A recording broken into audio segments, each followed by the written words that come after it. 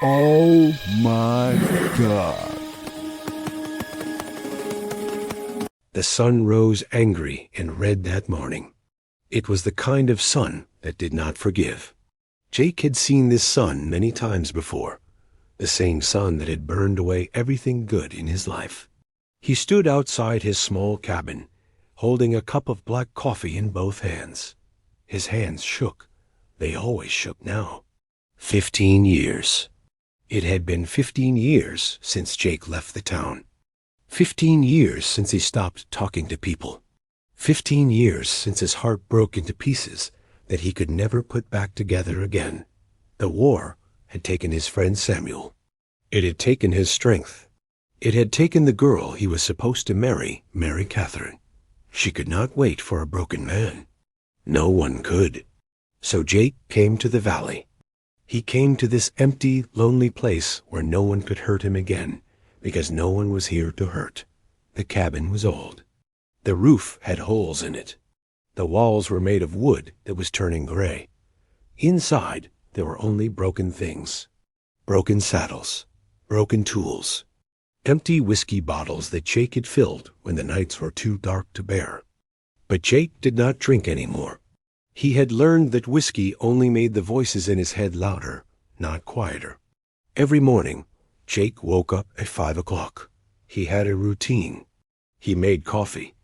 He drank it slowly. He looked out at the desert.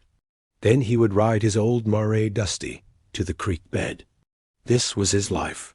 Simple, empty, quiet, and quiet was good. Dusty was the only friend Jake had. She was an old horse with a gray coat and kind eyes. She understood Jake without words. They had both lived long lives. They had both lost things. When Jake held her neck, he felt like maybe, just maybe, he was not completely alone in the world. This morning was like every other morning. Jake finished his coffee. He put on his old cowboy hat. He walked slowly to the fence where Dusty was waiting. His leg hurt, the leg that had been shot in the war. It would never heal properly. It would always hurt. This was something Jake had accepted a long time ago. Pain was like the sun. It was part of living in the desert. He got on Dusty's back. The horse moved slowly through the empty land. Red dust rose up around them like spirits dancing. Jake had learned not to be afraid of the spirits anymore. He figured they were here for a reason. Maybe they were broken like him. Maybe they had nowhere else to go. The desert was truly empty. No other people lived out here. No ranches. No farms. Just rocks and sand and the sky that went on forever. Jake liked it this way. He did not have to explain himself. He did not have to see pity in other people's eyes. Here, he could just be. He could just exist. The creek bed was 3 miles from his cabin. It was always dry now. The water had stopped coming years ago. But Jake went there anyway. Sometimes he found water deep down if he dug. Sometimes he just sat by the rocks and thought about nothing. As Dusty walked slowly, Jake noticed something strange. A shadow beyond the big boulder near the canyon edge. Something dark against the red dust. Usually there was nothing out here. Nothing but rocks and dead grass. Jake's hand moved to the rifle on his saddle. This was an old habit. 15 years in the desert had taught him to be ready for danger. But as he got closer, the danger did not come. Instead, he heard something. A sound. Small. Weak. Almost like the wind crying through canyon rocks. But it was not the wind. Jake pulled on Dusty's reins. The old horse stopped. They waited. The sound came again. Softer this time. Like someone or something calling for help. Jake moved forward carefully. His heart was beating fast now. Something inside him was waking up. Something he had put to sleep a long time ago. Something called hope, maybe. Or fear. He was not sure anymore which was which. Behind the boulder, he saw her. Amare. Black as midnight. Beautiful, even in death. Her body was stretched out on the ground. Her eyes were closed. She had been dead for some time. The desert heat had already started to take her back, and pressed against her warm body, though she could not warm them any more, were two small shapes. Two colts. Baby horses. Newborns, maybe only hours old. Their legs were thin like branches. Their eyes were wide and filled with confusion. They could not understand why their mother would not wake up. They could not understand why the world was so big and so scary and so empty. One of the colts tried to stand. Its legs were not strong enough. It fell back down and cried. A small, broken sound that went directly into Jake's chest like an arrow. Jake did not move. He did not know what to do. These were living things. Living things needed care. Living things needed love. Living things needed someone to stay. Jake had spent 15 years running away from these kinds of needs. But something was different now. Maybe it was because these colts were so small. Maybe it was because they could not run away from their pain like he had. Maybe it was because they looked at him with eyes that said, "Please, we need you. Please do not leave us alone." Jake had been alone for so long. He had forgotten what it felt like to be needed. He had forgotten what it felt like to matter to someone, even if that someone was just a small, scared baby horse. He got down from Dusty slowly. His hands were shaking worse than before. He walked toward the colts. The stronger one moved back, afraid.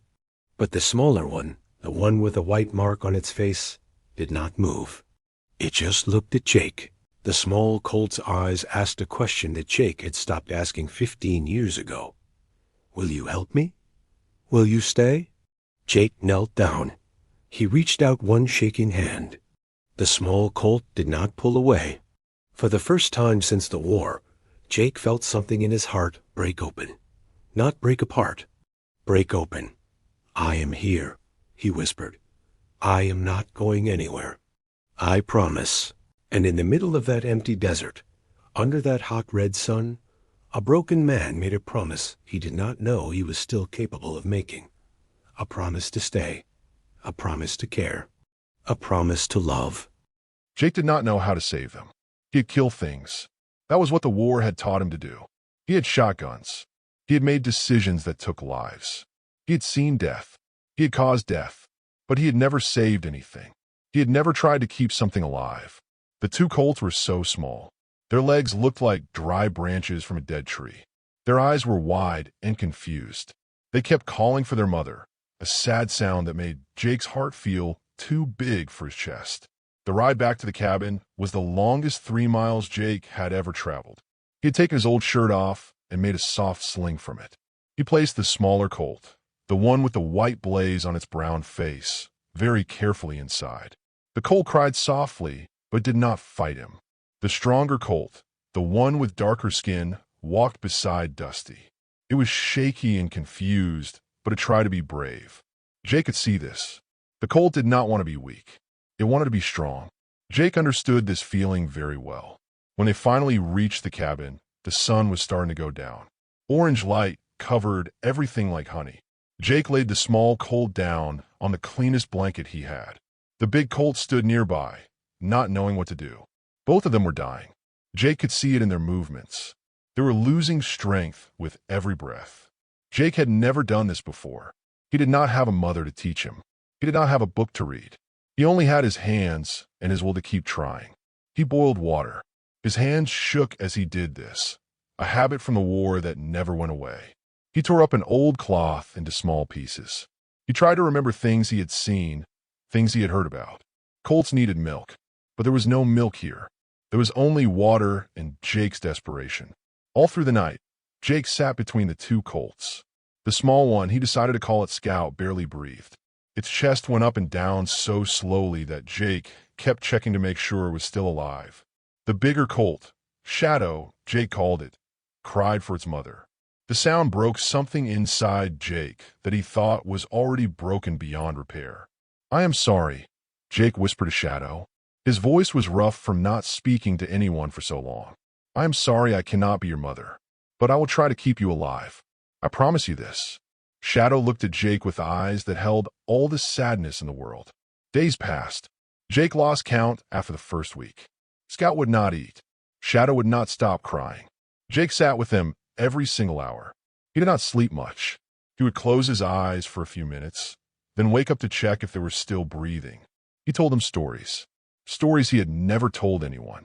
"My friend Samuel," he said to Scout, running his shaking hand gently over the Colt's small neck.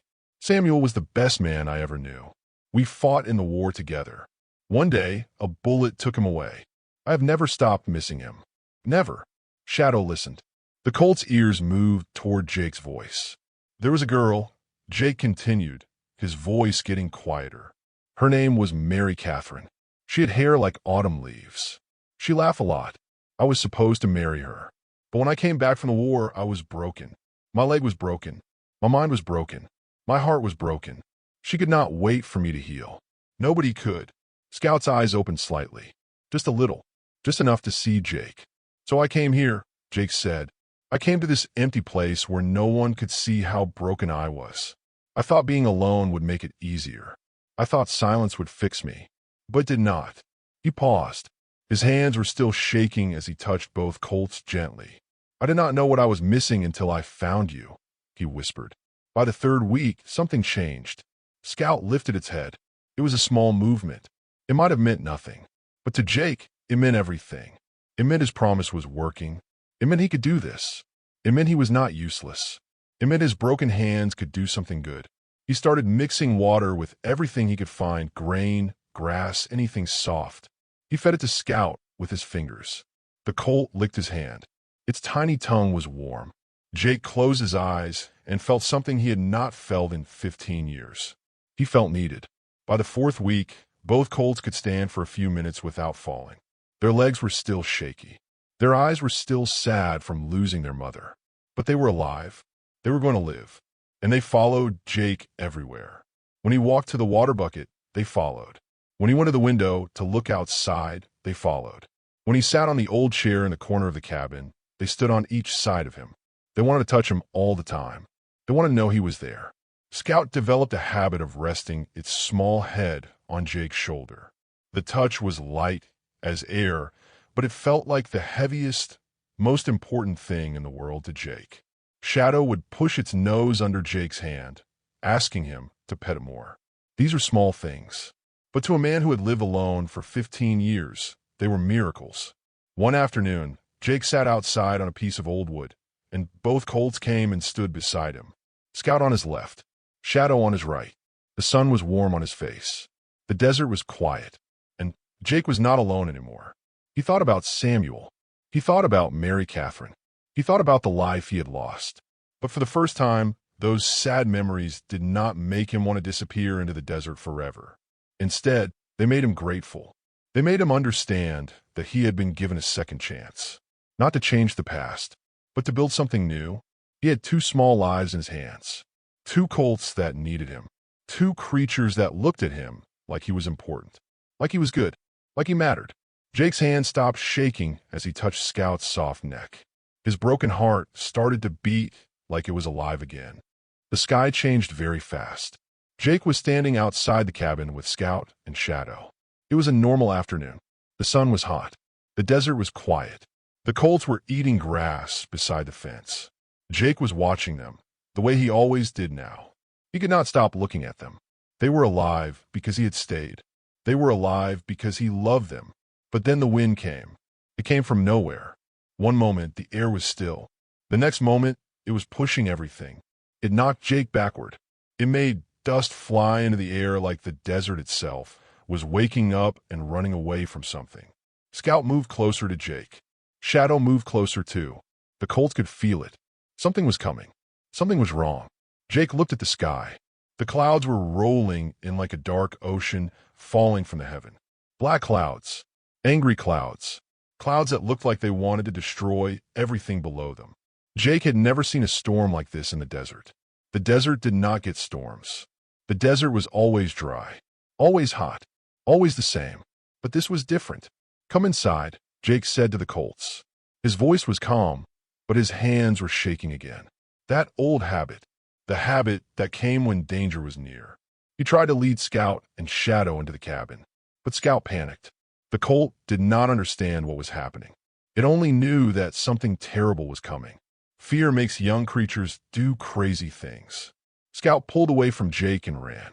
Not toward the cabin, not toward safety, just ran, blind with fear, into the wind. Shadow followed. The younger horse would not leave its brother. Whatever Scout did, Shadow did the same. This was their bond.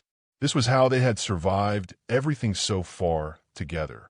"No!" Jake shouted, but his voice was lost in the wind. The first drops of rain started to fall, but these were not normal raindrops. They were big and hard. They hit Jake's face like someone was throwing rocks. The wind was getting stronger. It was pushing at him, trying to knock him down. Jake did not think. He did not wait. He ran after the Colts. His bad leg, the one shot in the war, screamed with pain. It always hurt, but now it was different. Now, it was a sharp, burning pain that made every step feel like walking through fire. Jake did not care. He had not run toward something in 15 years. He had only run away. But now he was running toward. He was running toward Scout and Shadow. The rain was falling harder now. It was falling sideways. The wind was so strong that Jake could barely see in front of him. He called the Colts' names over and over. His voice was lost in the noise of the storm. Thunder rolled across the sky like angry gods throwing boulders. Lightning cut the darkness. For a moment, Jake could see everything. The desert, the rocks, the canyon edge that was very close.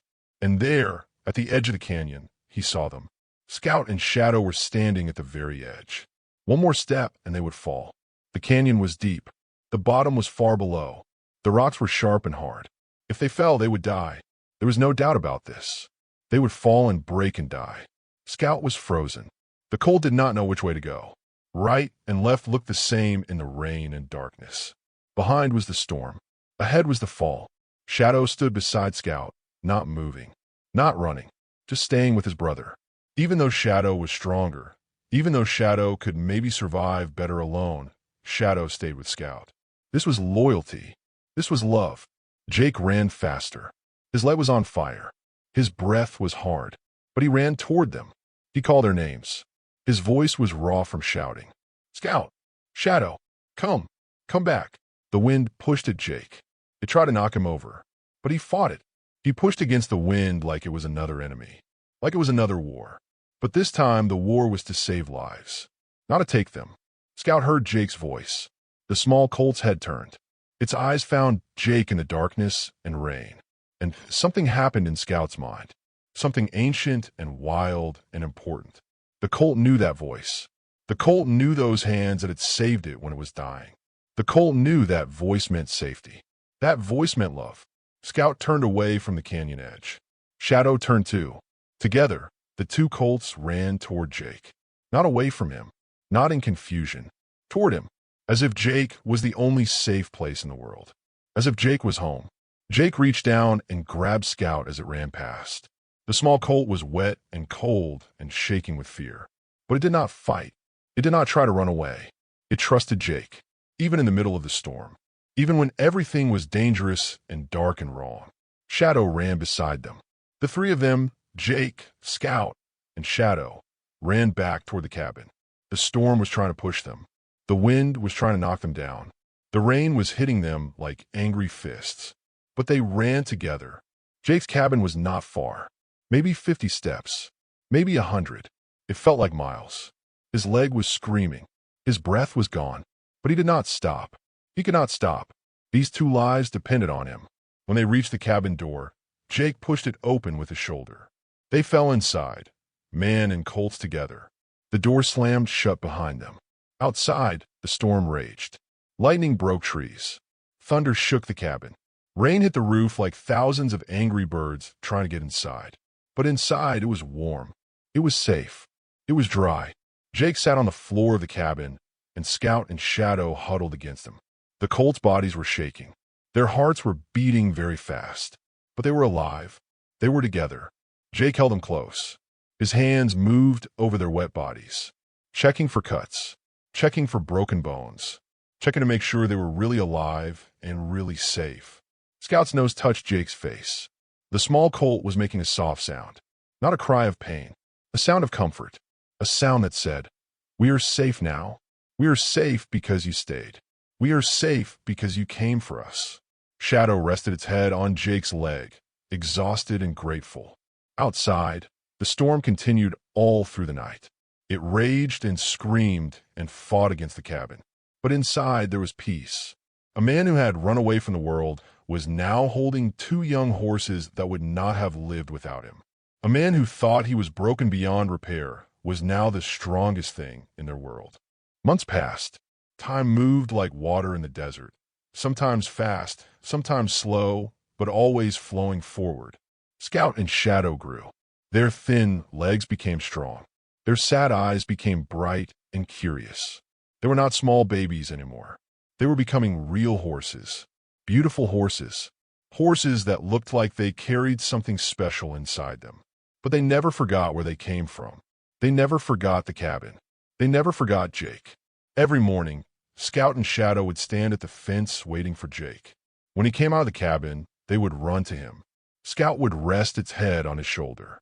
Shadow would push its nose under his hand. This was their greeting. This was how they said, "We love you. We are happy you are here." Jake's hand stopped shaking. One day, he noticed this while he was petting Scout. His fingers were still on the horse's neck, moving slowly and gently, and his hands were not shaking. This was the first time in 15 years that his hands had been still and calm. He looked at them for a long time. These hands that had been broken. These hands that had killed things in the war. These hands that had trembled for so long. They were healing. The nightmares came less often now, too. Before, Jake would wake up in the middle of the night, screaming. He would see the faces of dead soldiers. He would hear the sounds of guns. He would feel the pain of his leg being shot. But now, these nightmares came maybe once or twice a week instead of every night. When they came, he would get out of bed and go sit with Scout and Shadow. The Colts would wake up and walk over to him. They would stand beside him in the darkness until the bad feelings went away. The desert had always been silent. But now Jake understood something important. Silence was not the same as loneliness. Silence could be peaceful. Silence could be a choice. One day, a rancher came riding across the desert. This was strange. Nobody ever came to see Jake. Jake was the invisible man of the valley. But the rancher had heard stories. In the nearby towns, people were talking. The broken cowboy has horses now, they said. Beautiful horses, they said. That man should not be able to take care of animals. But he is doing something amazing. The rancher found Jake standing by the fence with Scout and Shadow. Both colts were standing taller now. Their coats were shiny and clean. Their eyes were smart and alive. "Those are fine horses," the rancher said. His name was Mr. Collins. He was an old man with kind eyes. Jake did not know what to say. For 15 years, he had not talked to people. But something was different now. Something inside him wanted to talk. "Their mother died," Jake said slowly. His voice was rough, but it was honest. "I found them in the desert. They were dying." Mr. Collins looked at Scout and Shadow for a long time. Then he looked at Jake. "You saved them," he said. It was not a question. It was the truth. "Yes," Jake said. And for the first time, he was not ashamed of this. Mr. Collins offered to buy the horses. He offered a lot of money. Jake said no, but he said it kindly. He said it like a man who knew what he wanted and why he wanted it. "They are not for sale," Jake said. "They are my family." Something changed in the desert after that day. People started arriving. Not many, not often, but they came. A woman named Mrs. Eleanor came from town with supplies. She brought flour and salt and things Jake needed. She stayed for dinner and made conversation. Jake found he did not hate talking to people anymore. A young boy named Tommy came from the village. His father was dead, like Jake's friends are dead. Tommy wanted to learn to ride horses. Jake taught him. He taught him how to hold the reins, how to sit tall in the saddle, how to speak to horses with kindness instead of fear. Scout and Shadow became faster and stronger as they grew. By the time they were 1 year old, they could run faster than any other horse in the region. But they never ran far. They always came back to Jake. Always. One afternoon, Tommy was riding Scout across the desert. The horse ran like wind, faster than fast, faster than anything anyone had ever seen. But when Tommy pulled on the reins, Scout stopped, turned around, came back to Jake. "That horse loves you more than freedom," Tommy said with wonder in his voice. Jake did not answer. He just put his hand on Scout's neck and felt his heart beating. Strong, alive, loyal. The valley was not silent and empty anymore. It was becoming a place where people wanted to be, a place where broken people could come and heal. Jake started teaching people how to ride. He started taking care of other horses. The cabin stayed small, but the world around it grew bigger. And Jake grew too. His legs still hurt. It would always hurt, but he moved with more confidence now. His face showed less pain. His smile, the one he had forgotten how to make, started coming back. One evening, Jake sat on the fence with Scout and Shadow standing beside him. The sun was going down. The sky was orange and pink and gold. Dusty, his old mare, stood nearby. She had been his only friend for so long. Now she had company. Now the whole valley had company. Jake thought about Samuel. He thought about Mary Catherine. He thought about all the things he had lost. But these sad thoughts did not break him anymore, because he had learned something important. Losing one thing does not mean you cannot find another. Sometimes the best things come after the worst things. Sometimes you have to be completely broken to understand what it means to be whole. Scout rested its head on Jake's shoulder. It was a warm evening. The stars were starting to show in the sky. Shadow pushed its nose under Jake's other hand. "Thank you," Jake whispered to the Colts. He did not know if horses understood words, but he knew they understood feeling, and he was feeling gratitude. Deep, true, powerful gratitude. The broken cowboy was not broken anymore. He was not fixed. He was not perfect. He still had bad days. He still had nightmares sometimes. His legs still hurt. His heart still carried scars from the war. But he was whole, and that was enough. 5 years later, people told stories. In every saloon from the small desert towns to the distant hills, people talked about the lone cowboy and his 2 horses. The stories grew bigger with each telling. Some stories were true.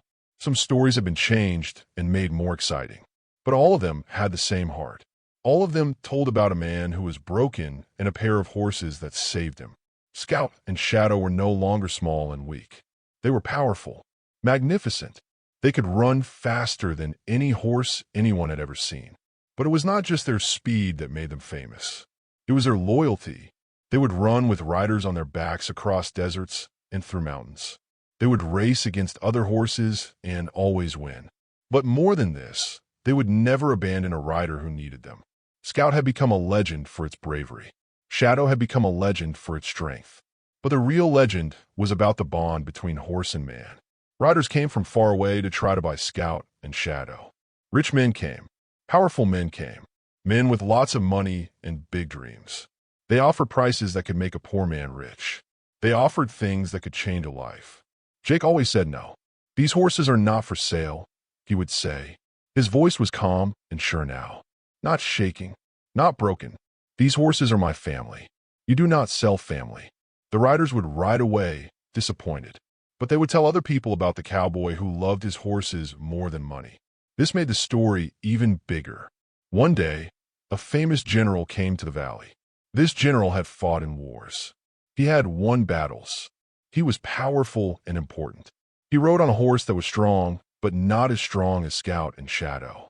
The general watched Jake ride Scout across the desert. He watched how the horse moved, how Scout understood Jake without words, how they moved like one animal with 2 minds.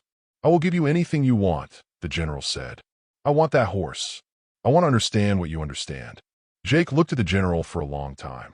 "You cannot buy this," Jake said quietly. "This is not about gold. This is about time. This is about showing up every single day. This is about loving something more than you love yourself. This is about staying when it would be easier to leave." The general left, but he told his story in every place he went. The legend grew. Years passed. Scout and Shadow were not young anymore, but they were still strong, still fast, still loyal beyond measure. Jake was not young anymore either. His hair had turned white like winter snow. His face was lined with years of sun and wind and life. But his eyes were bright. His hands were steady. His heart was full. One evening, as the sun was setting, Jake sat on the fence with Scout on his left and Shadow on his right. This was something they did every evening now. They had been doing it for so many years that it felt like a sacred ritual. Tommy, the boy who had come to learn to ride so many years ago, was now a man. He had stayed in the valley. He had become Jake's helper. He had learned everything Jake knew about horses and about life. Tommy watched the old cowboy and the two old horses sitting together in the golden light. "Tell me the story again," Tommy said. "Tell me about the day you found them." Jake smiled. He always smiled when someone asked this question. "I was riding to the creek bed," Jake began. His voice was soft and slow, like he was remembering a dream. "I heard a sound, a small, weak sound, and I found them beside their dead mother. Two tiny colts, dying. And you saved them," Tommy said. "I tried," Jake said, "but the truth is they saved me."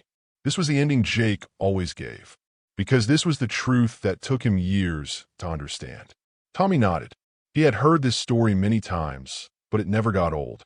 Every time he heard it, he understood it a little bit more deeply. Scout closed its eyes as Jake's hand moved across its neck. The horse was content, at peace, loved. Shadow made a soft sound, not a cry, but something gentle and warm. A sound of home, a sound of family. Years passed, then more years. Jake became very old. His body got weaker, but his spirit stayed strong. People started to understand something important. This was not just a story about a cowboy and two horses. This was a story about transformation, about healing, about why we stay when leaving would be easier. Mothers would bring their children to see Scout and Shadow. They would tell them Jake's story. They would say, "See how much that man loves those horses?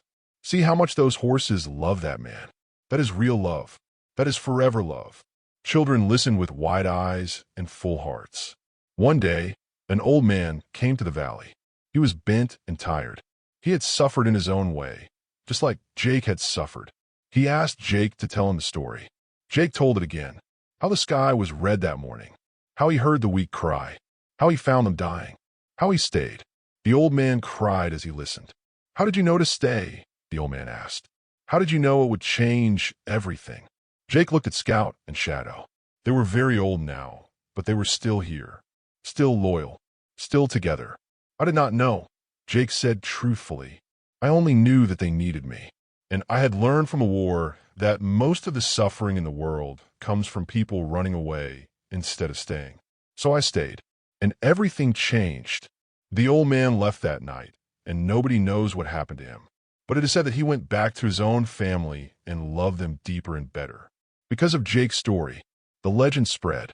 One morning, Scout did not wake up. The horse had lived a long, good life. 15 years, a lifetime for a horse. Scout had been loved every single day of those 15 years. Scout had known what it meant to be needed. Scout had known what it meant to belong. Jake sat beside Scout's body and cried for the first time since the day he found the Colts in the desert. He cried because love always ends in loss. But he cried grateful tears because Scout had given him so much. Shadow stayed beside Scout and Jake. Shadow did not leave. Even in grief, Shadow was loyal. Jake buried Scout under a big tree near the cabin. He planted flowers around it. He made a place of beauty and remembrance. Shadow lived 2 more years. When Shadow finally left this world, Jake was old and ready. He buried Shadow beside Scout. The 2 colts who had come to the desert to die had lived full, loved, legendary lives. Today, people still tell the story. The broken cowboy found 2 dying colts and gave them life. But the colts gave him his life back. They say Jake's cabin still stands in the valley. They say if you sit by the tree where Scout and Shadow are buried, you can feel their presence. You can feel the love that lived there. And they say the real legend is not about how fast Scout and Shadow could run. The real legend is about a man who chose to stay. In a world that teaches us to run away from pain and difficulty and love, Jake ran toward it. He stayed when it was hard. He cared when it was easier not to care. He loved when love meant opening his broken heart to more breaking. And in staying, he found something the war had taken from him. He found home. He found purpose. He found forever.